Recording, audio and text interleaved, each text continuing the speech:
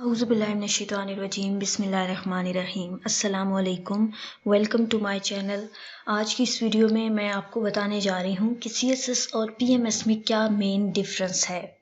बहुत सारे स्टूडेंट्स, बहुत सारे कैंडिडेट्स को इस बात की कन्फ्यूजन होती है कि वो सीएसएस ऑप्ट करें या फिर पीएमएस की तरफ जाएं। जो मेन डिफरेंस है सीएसएस और पीएमएस में, वो आपके माइंड में क्लियर होना चाहिए कि सीएसएस क्या है और पीएमएस क्या है, ताकि आप दोनों में से किसी एक को चूज़ कर सकें। दोनों बिल्कुल सेम लगते हैं, बट इनमें क्लियर एक मेन डिफरेंस ये है कि सीएसएस नेशनल लेवल पे कंडक्ट किया जाता है, जबकि पीएमएस प्रोविंशियल लेवल पे होता है। सीएसएस को कौन हेल्ड करता है? FPSC, federal public service commission, हर साल 12 ग्रुप्स के लिए सक्सेसफुल कैंडिडेट्स को सिलेक्ट करती हैं। जबकि जो पीएमएस है वो कंडक्ट करते हैं provincial management services of all 5 provinces में, जो कि प्रोविंशियल लेवल पे होता है। पीएमएस नेशनल लेवल पे नहीं होता। अब इनके मेन डिफरेंस मैं आपको बता देती हूँ। ये देखें, PMS is conducted by provincial public service commissions. PMS provincial public service commission conduct कराती है, जिनमें पीपीएससी, केपीएससी, एसपीएससी, बीपीएससी, मतलब पंजाब में, कर्नाटका में, सिंध में और बलूचिस्तान में प्रोविंशियल लेवल पे कंडक्ट कराए जाते हैं। जबकि CSS federal public service commission conduct कराती है हर साल। इसके बाद सीएसएस जो है वो रेगुलरली होता है, हर ईयर होता है। जबकि पीएमएस ये नहीं है कि ये हर साल होगा। जैसा कि पंजाब में 2004 से लेकर 2013 तक 3 बैचेस पीएमएस के कंडक्ट कराए गए हैं। तो ये रेगुलर नहीं है।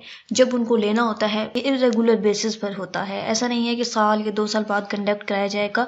जब करवाना होता है तो वो उससे पहले अनाउंस कर देते हैं। जैसे कि 2004 से लेकर 2013 तक सिर्फ 3 बैचेस पीएमएस के कंडक्ट किए गए हैं।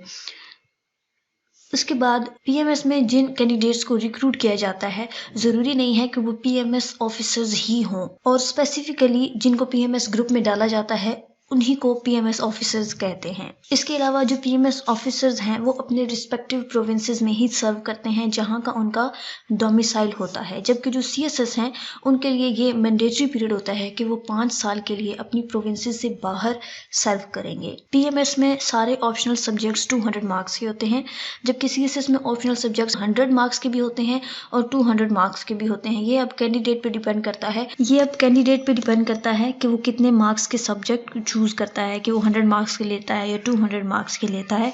टोटल 600 मार्क्स के ऑप्शनल सब्जेक्ट्स आपने सेलेक्ट करने होते हैं। जो पीएमएस के लिए टाइम अलाउड होता है ऐसे पेपर में वो 2 घंटे का होता है, जबकि सीएसएस में 3 घंटे का होता है। पीएमएस में एक नेगेटिव मार्किंग का पेपर होता है जो कि बहुत डिफिकल्ट होता है, जनरल नॉलेज का, जबकि सीएसएस में नेगेटिव मार्किंग का कोई पेपर नहीं होता। सीएसएस में कैंडिडेट को ओवरऑल 40% मार्क्स चाहिए होते हैं 3 पेपर्स में, जनरल नॉलेज की, जिनमें पाकिस्तान अफेयर्स, करंट अफेयर्स और एवरीडे साइंस आ जाता है।